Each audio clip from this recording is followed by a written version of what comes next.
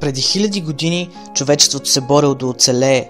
Ловуването било ежедневие, било начин за преживяване.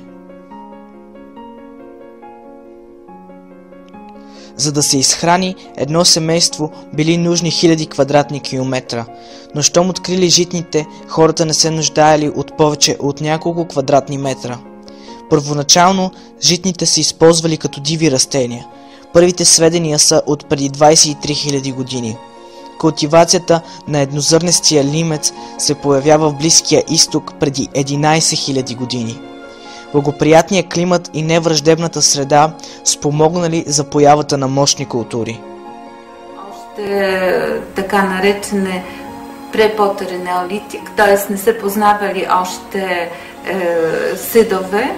Съдове бяха направени от подходящи скали, камни, не от глина, но вече имало начинки на земеделие и естествено до някаква степен уседнал начин на живота.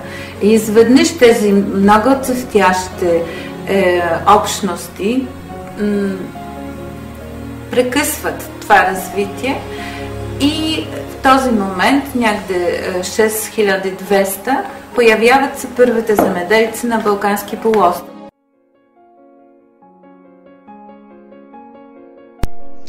Това, което е станало, е запомнено като последната ледена епоха. Настъпили рязки климатични промени. Земята станала по-студена от когато и да е. Климатът в Близкия изток станал много по-сух.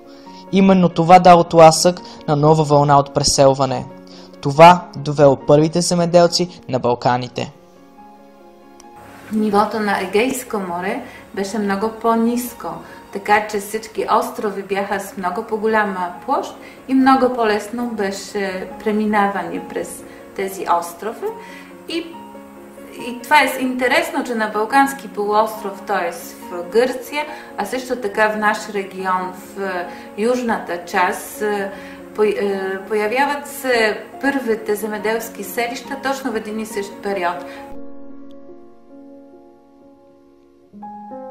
В древните времена зърното се консумирало във вид на каша. Навсякъде тя е била прамайка на хляба. Забелязва се, че днешните традиции изключително много наподобяват практиките в онези далечни времена. Още тогава стопанката на дома приготвила кашата, а след това я изпичала. Ние намираме и още от самото начало едни специфични форми на съдове, който и сега са използвани за подготвяне на обредни хлябове. Тоест, това са едни плоски подници и понякога ти бяха похлупани с така наречени връшници. Тоест, най-вероятно вътре беше правена питка върху тези подници и те бяха или давани в пеща, за да може от топлина да се изпече, или похлупане с връшници, отгоре слага на жарта и по такъв начин също се получавало изпечен хляб. Тъй като говорим за неолита, трябва да знаем, че въпросът за обредността на хляба все още не е отговорен. Няма никакви сведения за ролята на хляба в религиозните им практики. От това, което е известно, става ясно, че именно хляба е тласнал човечеството към развитие. Появяват се първите писмености, за да се установи контрол върху изразходваното количество от реколтата, а за да се защитят житните, се появяват първите армии. Важно е да се каже, че именно тези култури, които са знаели за хлебните изделия, са разполагали с изключителни знания и техники. Първите земеделци, това са носители на много висока култура. Това може да видим с какви технологии се боравили. Правиме разкопки на едно рано неолитно селище в Илинденци и миналата година намерихме едни маниста с външен диаметър 3 мм. Това е, за да направиш такова манисто и за да го пробиеш още, трябва да боравиш с много високи умения. Въпреки че не се знае много за обредността на хляба в древността, ние имаме изключителни познания за използването на хляба по време на късното възраждане и първите години след освобождението. Не случайно идентифицират хляба с живота. Ако земята е подница, а небето връшник, според народните представи, то средното пространство, запълнено от хляба, е човешкият микрокосмос, човешката вселена. Хлябът е онова изначално и вечно материално благо, което изразява едновременно стремеж, дар и жертва, т.е. смисъл и същност. Другото име на хляба е насъщен и това име като че обзема цялото човешко битие, и празнично, и делнично. Обхваща цялата палитра от човешки емоции, които се влагат в изработката и употребата на хляба. Преосмисляйки какво е бил хляба за българина и какво е в настоящето, аз лично все повече се убеждавам, а вероятно и не само аз, че хлябът е философско понятие. Философско понятие, в което е кодирано и материалното, и духовното. Цялото народно творчество и традиционна обредна практика потвърждават думите, казани от госпожа Хаджиева. Хлябът е символ на здраве, благополучие, на плодородие и на успех, на вяра, на надежда. Символ е на космическия цикъл и на човешкия живот.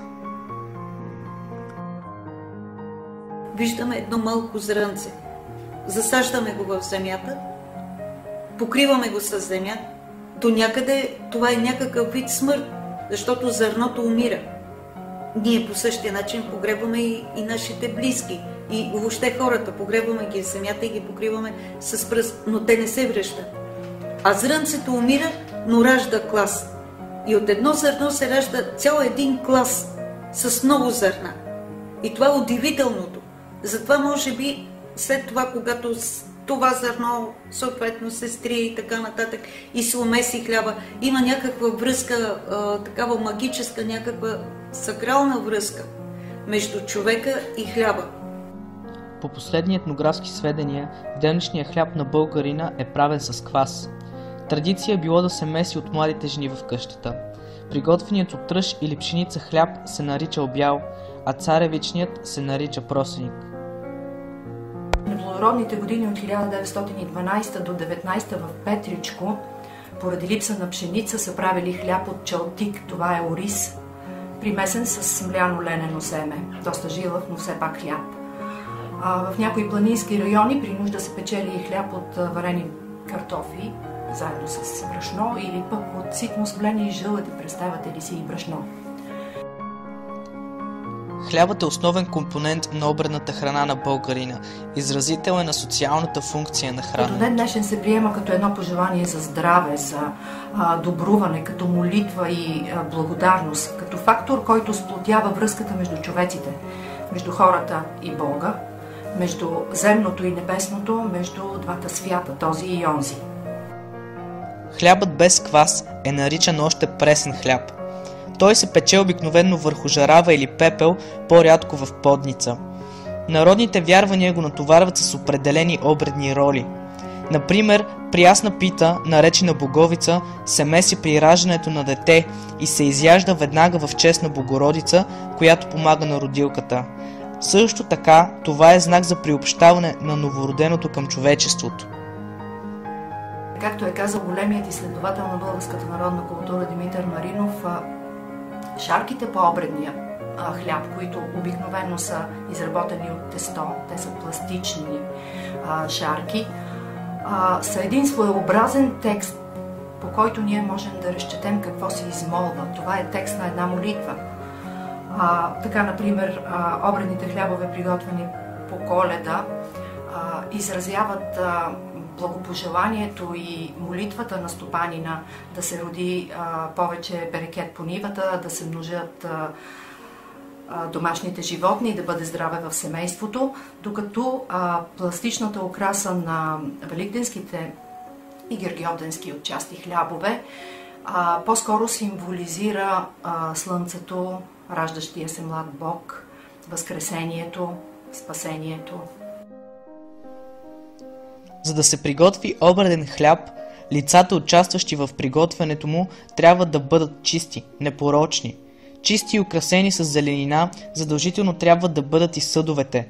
Водата, с която се меси хляба, трябва да бъде мълчана, трябва да бъде наливана след залез слънце. жетвата, сеитбата са тези трудови обичаи, които предхождат изработката и употребата на хляба. Подготовката на семето за сеитба е съпроводено с магически и религиозни действия, които отново целят осигуряване на плодородие, на една добра реколта.